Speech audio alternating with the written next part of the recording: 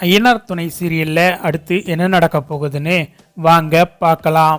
இங்கே திவ்யாவும் நிலாவும் ஆஃபீஸ் முடிஞ்சு ஹாஸ்டலுக்கு வந்துக்கிட்டு இருக்காங்க.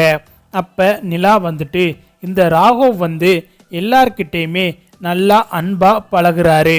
ஆனால் முருகன் தான் எல்லார்கிட்டேயுமே சிடுசிடுன்னு எரிஞ்சு விழுந்துக்கிட்டு டென்ஷன் ஆகுறாரு அப்படின்னு நிலா சொல்கிறாங்க.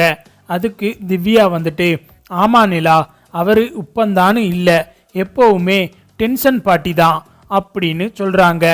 ஆனால் நிலா நீ கவலைப்படாத, ஏன்னா நம்ம ஆஃபீஸுக்கு வரவங்க யாருமே நிரந்தரமாக இருந்தது இல்லை. நான் வந்த பிறகு கூட 2 லேடி விலகிட்டாங்க. அதுக்கு என்ன காரணம்னு நான் ராகவ் கிட்ட கேட்டேன். அவங்களுக்கு இங்கே ஒர்க் பண்ண பிடிக்கல, அவங்க நின்றுட்டாங்க. அதுக்கப்புறம் நாங்கள் வந்து அவங்கள ரிஸ்க் எடுத்தெல்லாம் வாங்க அப்படின்னு சொல்லி நாங்களும் கட்டாயப்படுத்தலை. அதனால் யார் இன்ட்ரெஸ்ட் எடுத்து வேலை பார்க்குறாங்களோ அவங்கள தான் நாங்கள் வச்சுக்கிடுவோம். அவங்க போன பிறகு நாங்கள் அவங்கள வற்புறுத்தி எல்லாம் கூப்பிட மாட்டோம் அப்படின்னு ராகவ் சொன்னாருன்னு திவ்யா சொல்கிறாங்க. உடனே நிலா வந்துட்டு அப்படியா அப்படின்னு சொல்லிட்டு, ஏன் இங்கே ராகவ் சார் நல்லா தானே எல்லார்கிட்டையும் பழகுறாரு, சொல்ல போனால் அன்பாவும் பழகுறாரு, அப்புறம் எதுக்கு இப்படி அடிக்கடி வேலையை விட்டு நிற்கிறாங்க அப்படின்னு நிலா கேட்குறாங்க. அதுக்கு திவ்யா வந்துட்டு ஆமாம் நிலா, நீங்கள் சொல்கிறதும் சரிதான், அடிக்கடி வேலையை விட்டு நிற்கிறது எல்லாமே லேடிஸ் ஸ்டாஃப் தான், மற்றவங்க எல்லாம் நல்லா தான் வேலை பார்த்துக்கிட்டு இருக்காங்க அப்படின்னு திவ்யா சொல்லவும் அப்படியா அப்படின்னு சொல்லிட்டு நிலா எப்பவும் போல பேசிட்டு ஹாஸ்டலுக்கும் போயிடுறாங்க. அடுத்து பார்த்தா மறுநாள் வழக்கம் போல நிலா வேலைக்கு வந்துட்டு வேலை பார்த்துக்கிட்டு இருக்காங்க. அப்போதான் பார்த்தா திடீர்னு 4-5 போலீஸ்காரங்க ஆஃபீஸ்க்குள்ளே வந்து இங்கே ராகவ் முருகங்கிறது யாரு அப்படின்னு கேட்குறாங்க. உடனே உள்ளே இருந்து ராகவும் முருகனும் வெளியில் வராங்க. என்ன சார் சொல்லுங்க, என்ன விஷயமா வந்திருக்கீங்க அப்படின்னு சொல்லிட்டு ராகவ் கேட்குறாரு. அதுக்கு போலீஸ் வந்துட்டு உங்கள் 2 பேர் மேலேயும் புகார் கொடுத்துருக்காங்க, அதை பற்றி விசாரிக்கத்தான் வந்திருக்கோம் அப்படின்னு சொல்லிட்டு போலீஸ் சொல்கிறாங்க. என்ன சார் சொல்கிறீங்க அப்படின்னு சொல்லிட்டு ராகவ் கேட்குறாரு. அதெல்லாம் இங்கே சொல்ல முடியாது, எதா இருந்தாலும் நீங்கள் போலீஸ் ஸ்டேஷனில் வந்து பேசுங்க அப்படின்னு சொல்லிட்டு போலீஸ் சொல்லவும், என்ன சார் என்ன ஏதுன்னு எதுவுமே சொல்லாமல் நாங்கள் எதுக்காக சார் போலீஸ் ஸ்டேஷனுக்கு வரணும் அப்படின்னு சொல்லிட்டு ராகவ் கேட்குறாரு. இந்த பக்கம் முருகன் வந்துட்டு சார் எதுவும் தப்பான அட்ரஸுக்கு வந்துட்டீங்களோ, வேறு அட்ரஸுக்கு போகிறதுக்கு இங்கே வந்திருக்கீங்கன்னு நினைக்கிறேன் அப்படின்னு சொல்லிட்டு முருகன் சொல்கிறாரு. யோ எல்லாம் தெரிஞ்ச மாதிரி பேசாத ஐயா, மரியாதை கொடுத்து இவ்வளோ நேரம் பேசிக்கிட்டு இருக்கோம், நீங்கள் பண்ணுற வேலைக்கு உங்களுக்கு மரியாதை வேற கொடுத்து உங்களை கூட்டிகிட்டு போகணுமோ அப்படின்னு சொல்லிட்டு போலீஸ் சொல்லவும், உடனே ராகவ் வந்துட்டு சார் கொஞ்சம் வாயை அடக்கி பேசுங்க அப்படின்னு சொல்லவும், உங்களுக்கு என்னடா மரியாதை அப்படின்னு சொல்லிட்டு போலீஸ் கோவமாக சொல்லவும், சார் வந்ததில் இருந்து என்ன விஷயத்துக்காக இங்கே வந்திருக்கீங்க அப்படின்னு சொல்லாமல் நீங்கள் பாட்டுக்கு பேசிக்கிட்டு இருக்கீங்க அப்படின்னு சொல்லிட்டு முருகன் கேட்கவும், அப்போந்தான் போலீஸ் வந்துட்டு ஏயா இங்கே வந்து ஆஃபீஸில் ஒர்க்கு தான் நடக்குதா, இல்லை பொம்பளை பிள்ளைகளை எல்லாம் கடத்தி எங்கேயாவது அனுப்புறீங்களா அப்படின்னு சொல்லிட்டு போலீஸ் கேட்கவும், உடனே ராகவ் வந்துட்டு என்ன சார் சொல்கிறீங்க அப்படின்னு கேட்குறாரு. ஓ இங்கே 4-5 லேடிஸ் வந்து இந்த ஆஃபீஸை விட்டு நின்றுருக்காங்க, அவங்க எதுக்காக நின்னாங்கன்னு உங்களுக்கு தெரியுமா அப்படின்னு சொல்லிட்டு போலீஸ் கேட்கவும், சார் வேலைக்கு வந்தால் நாங்கள் சேர்த்துக்கிற போகிறோம், அவங்க வேலையை விட்டு நின்னா நாங்கள் அதெல்லாம் கேட்க மாட்டோம் அப்படின்னு ராகவ் சொல்கிறாரு. நீங்கள் எப்படி கேட்பீங்க, பொண்ணுங்களை கடத்துறதே நீங்கள் தானே, அப்புறம் எப்படி கேட்க முடியும் அப்படின்னு போலீஸ் சொல்லவும், சார் கொஞ்சம் வார்த்தையை அடக்கி பேசுங்க அப்படின்னு சொல்லிட்டு முருகன் சொல்கிறாரு.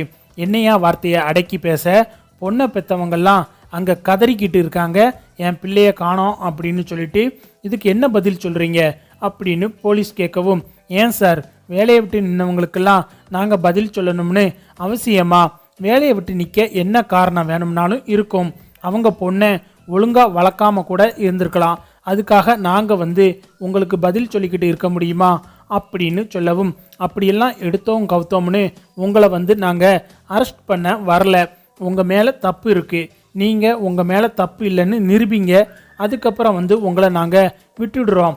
இப்போ 2 பேரும் ஒழுங்கா எங்கள் கூட வாங்க, அப்படி இல்லைன்னா உங்களை அடித்து கூட்டிகிட்டு போகிற மாதிரி வரும். பொண்ணை பெற்றவங்க உங்கள் மேலே தான் கம்ப்ளைண்ட் கொடுத்துருக்காங்க. அவங்க பொண்ணு காணாமல் போய் 1 மாதம் ஆகுதுன்னு 4-5 பேரண்ட்ஸ் வந்து கம்ப்ளைண்ட் கொடுத்துருக்காங்க. இதுக்கு நீங்கள் சரியான காரணத்தை சொல்லிவிட்டு அதுக்கப்புறம் நீங்கள் உங்கள் வேலையை பார்க்கலாம். அது வரைக்கும் இந்த ஆஃபீஸில் ஒர்க் நடக்கக்கூடாது அப்படின்னு சொல்லிட்டு போலீஸ் சொல்லவும், என்ன சார் எந்த எவிடன்ஸுமே இல்லாமல் நீங்கள் பாட்டுக்க பொண்ணுங்களை காணோம், பொண்ணுங்களை கடத்துறீங்க, அப்படி இப்படின்னு சொல்லிக்கிட்டு இருக்கீங்க அப்படின்னு ராகவ் கேட்குறாரு. அதுக்கு போலீஸ் வந்துட்டு, உங்கள் மேலே எங்களுக்கு சந்தேகம் இருக்குது, நீங்கள் எதாக இருந்தாலும் அங்கே வந்து பேசுங்க, அதுக்கப்புறம் மற்றதை பேசிக்கலாம். கான்ஸ்டபிள் இவங்களை உடனே அரெஸ்ட் பண்ணுங்க அப்படின்னு சொல்லவும் 2 பேர் கையிலையும் விளங்க மாட்டி வெளியே இழுத்துக்கிட்டு வராங்க. ஒரு 2 போலீஸ் வந்துட்டு, அங்கே வேலை பார்க்குறவங்கள எல்லாம் வெளியேறுங்க, நீங்கள் வந்து இங்கே யாருமே ஒர்க் பண்ணக்கூடாது, இவங்க 2 பேரும் சரியான காரணம் சொன்னாதான் இந்த ஆஃபீஸில் இனிமே வேலை நடக்கும், அதனால் எல்லாரும் தயவு செஞ்சு இங்கே இருந்து வெளியே போங்க அப்படின்னு போலீஸ் சொல்லவும், அதை கேட்டுட்டு நிலாவும் திவ்யாவும் அதிர்ச்சி ஆகுறாங்க. இங்கே என்ன நடக்குது?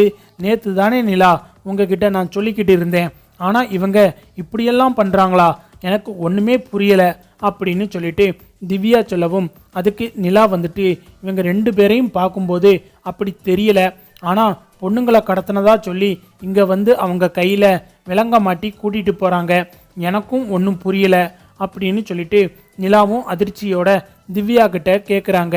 எனக்கும் அதான் ஒன்றும் புரியலை, ராகு வந்து லேடிஸ் கிட்ட நல்லாவே அன்பாக பழகுவார், அதனால் இவங்க சொல்கிறத நம்பவே முடியலை அப்படின்னு சொல்கிறாங்க. அடுத்து பார்த்தா இருக்கிற வேலையும் போச்சு, இனி என்ன பண்ணுறது அப்படின்னு சொல்லிட்டு ஹாஸ்டலில் வேலை போனதை நினச்சி நிலா வருத்தப்பட்டுக்கிட்டு இருக்காங்க. அப்பந்தான் பார்த்தா பல்லவன் ஃபோன் பண்ணுறாரு. அண்ணி எப்படி இருக்கீங்க அப்படின்னு கேட்கவும், பல்லவா நல்லா இருக்கியாடா அப்படின்னு நிலா கேட்கவும், இல்லை அண்ணி, நீங்கள் வீட்டை விட்டு போனதுக்கு பிறகு இங்கே யாருமே நிம்மதியாக இல்லை, அப்புறம் எப்படி நான் மட்டும் நிம்மதியாக இருப்பேன், எனக்கு காய்ச்சல்னா கூட என்னை பார்த்துக்கிட ஆள் இல்லை அண்ணி, நீங்கள் இங்கே இருக்கும்போது எனக்கு காய்ச்சல்னதும் எப்படியெல்லாம் என்னை பார்த்துக்கிட்டீங்க, இப்போ என்னை அப்படி பார்த்துக்கிடுறதுக்கு யாருமே இல்லை அண்ணி அப்படின்னு சொல்லிட்டு பல்லவன் அழுகிறாரு.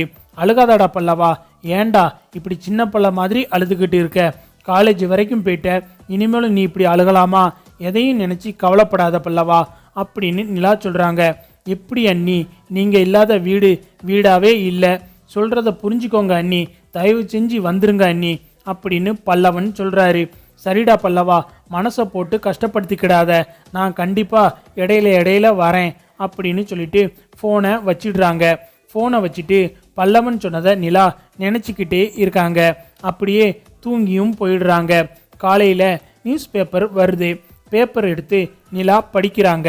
அதில் ஆஃபீஸில் நேற்று நடந்த சம்பவத்தை பற்றி தான் பெருசாக நியூஸ் வந்து இருக்குது. அந்த பேப்பரில் கொட்டை எழுத்தில் நிலா வேலை பார்த்த ஆபீஸையும் ராகவியும் முருகனையும் கைது பண்ணதையும் தான் ஃபுல்லாக போட்டிருக்காங்க.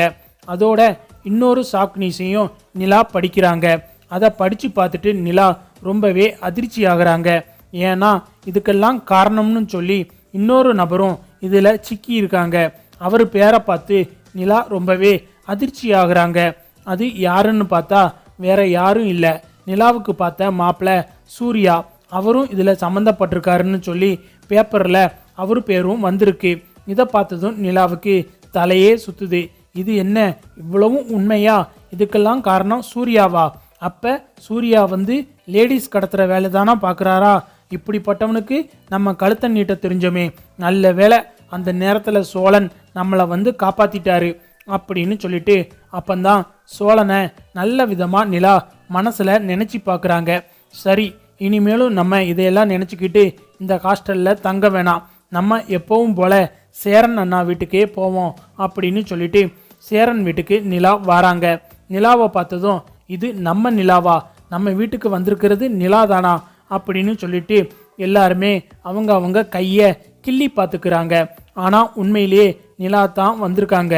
சேரன் அண்ணா, நான் நிலா தான் வந்திருக்கேன், என்னன்னா அப்படி பார்க்குறீங்க அப்படின்னு சொல்லிட்டு நிலா கேட்குறாங்க. இல்லைம்மா, நீ வந்திருக்கிறத இப்போ கூட என்னால் நம்ப முடியலம்மா அப்படின்னு சேரன் சொல்கிறாரு. நீ உண்மையிலேயே வந்துட்டியாம்மா, எங்களை எல்லாம் மன்னிச்சிட்டியாம்மா அப்படின்னு சேரன் கேட்குறாரு. உண்மையிலேயே எனக்கு என்னன்னா உங்கள் மேலே கோபம், நான் அதெல்லாம் நினைக்கல அண்ணா, மன்னிச்சிட்டேண்ணா அப்படின்னு நிலா சொல்கிறாங்க. ரொம்ப சந்தோஷம் அண்ணி அப்படின்னு சொல்லிட்டு பல்லவன் வேகமாக ஓடி வந்து நிலா கையை பிடிக்கிறாரு.